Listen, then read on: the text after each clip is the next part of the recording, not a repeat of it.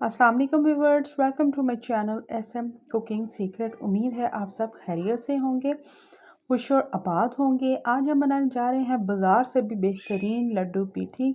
बनाना बहुत ही आसान है। रेसिपी करते हैं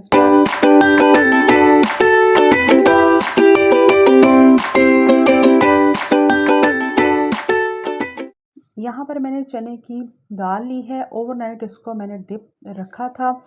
आप अपने अकॉर्डिंग दाल को कम या ज़्यादा कर सकते हैं, ठीक है। अब यहाँ पर आपने क्या करना है, इसका पानी आपने स्ट्रेन कर देना है सारे का सारा। फिर आपने यहाँ पर जूसर जग लीजिएगा, उसमें आपने थोड़ी थोड़ी सी दाल शामिल करनी है और जितना आपको पानी चाहिए बस उतना शामिल करना है। ज़्यादा इसमें पानी नहीं जाएगा और इसमें बिल्कुल कम पानी जाएगा, ठीक है।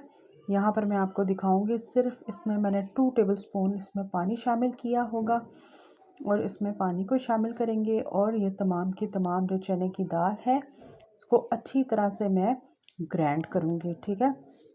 लाइक करें, शेयर करें, सब्सक्राइब करें, बेल आइकन का बटन ज़रूर प्रेस करें ताकि मेरी हर आने वाली नई रेसिपी आप तक सबसे पहले पहुँचे।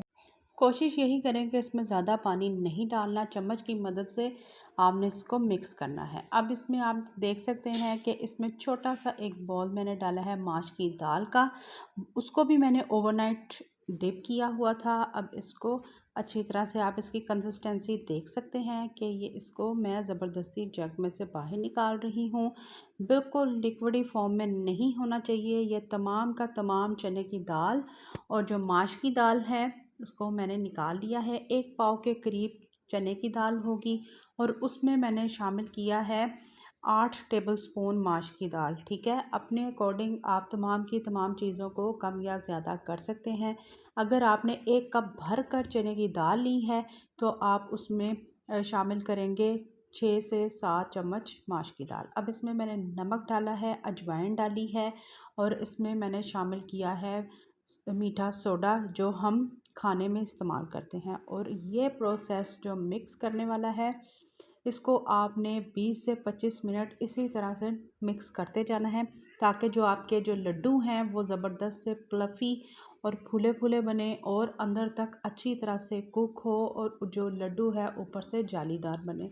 ट्राई कीजिएगा, ज़रूर बताइएगा कि आज की जो रेसिपी है लड्डू पीठी जो हमने ज़बरदस्त तरीके से और बिल्कुल सिंपली तरीके से आपके साथ ये शेयर की है, ये रेसिपी आपको कैसी लगी।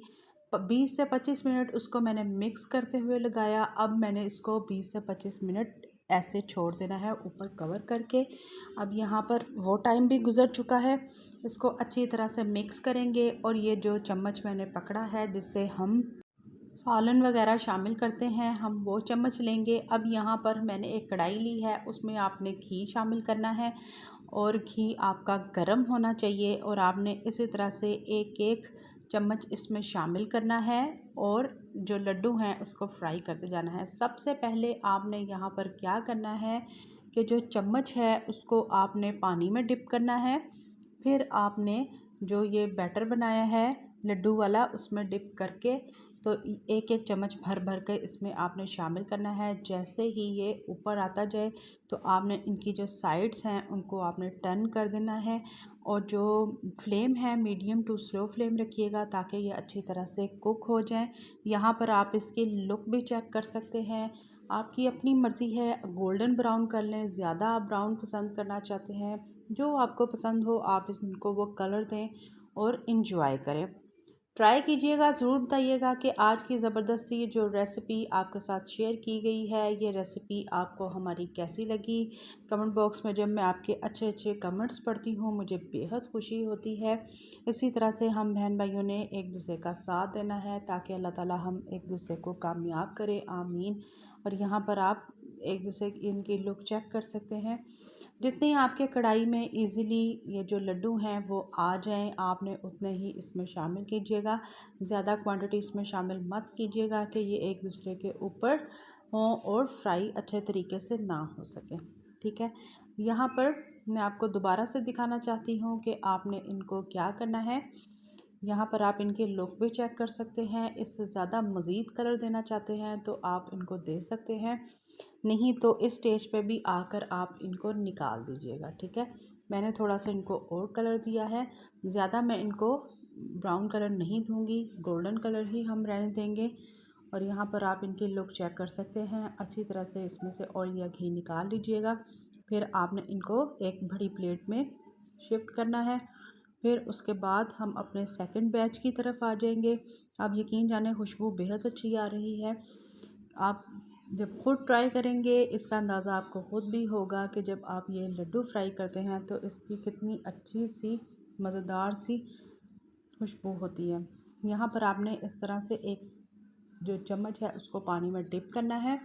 फिर इसमें ये बैटर को ऐसे डाल के और आपने कढ़ाई में शामिल करना है। यह टिप इसलिए है कि जब भी आप ये लड्डू बनाएंगे तो ये कढ़ाई में चिपकेंगे भी नहीं और ऊपर आ जाएंगे इजीली तरीके से।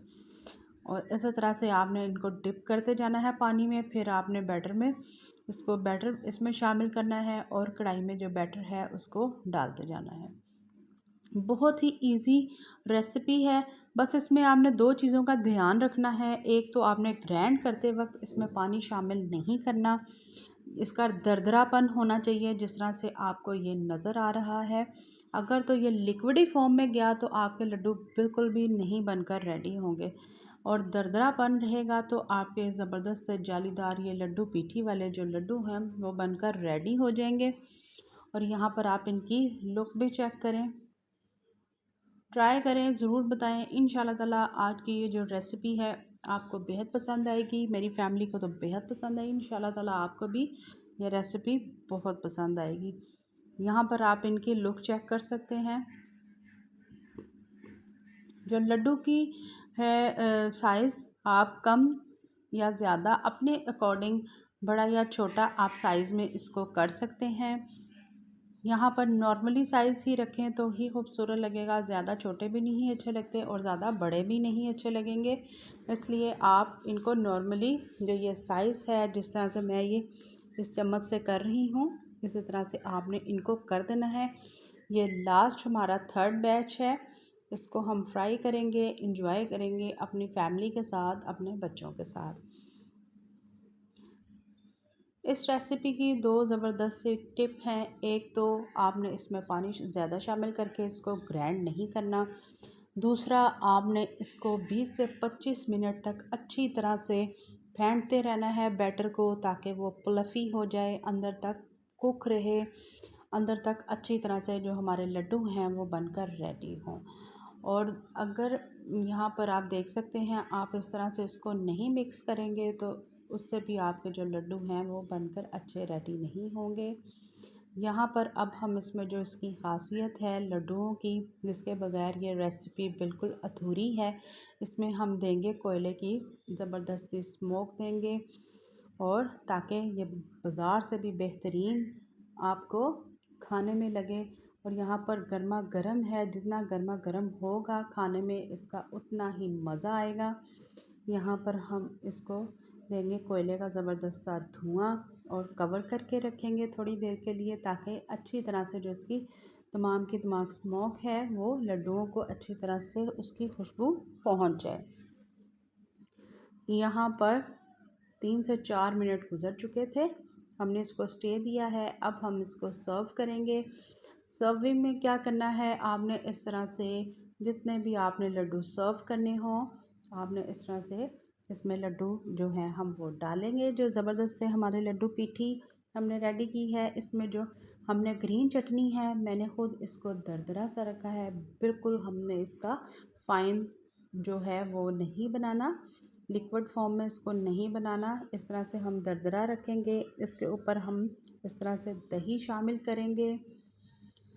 आप अपने अकॉर्डिंग तमाम की तमाम चीज़ों को कम या ज़्यादा कर सकते हैं। और यहाँ पर मैं शामिल करूँगी थोड़ी सी गाजर और मूली, क्योंकि मूली के बगैर ये प्रोसेस भी बिल्कुल अधूरा है। जिनको पसंद है वो क्वांटिटी में और ज़्यादा कर लें, जिनको नहीं पसंद टोटली स्किप कर सकते हैं। यहाँ पर मैंने इमली की होममेड चटनी शामिल की है। ये मेरे चैनल पे इसकी रेसिपी आपको इजीली मिल जाएगी। तमाम की तमाम चीज़ें मेरी कोशिश यही होती है कि होममेड इस्तेमाल की जाए और मैं होममेड ही बनाती हूँ।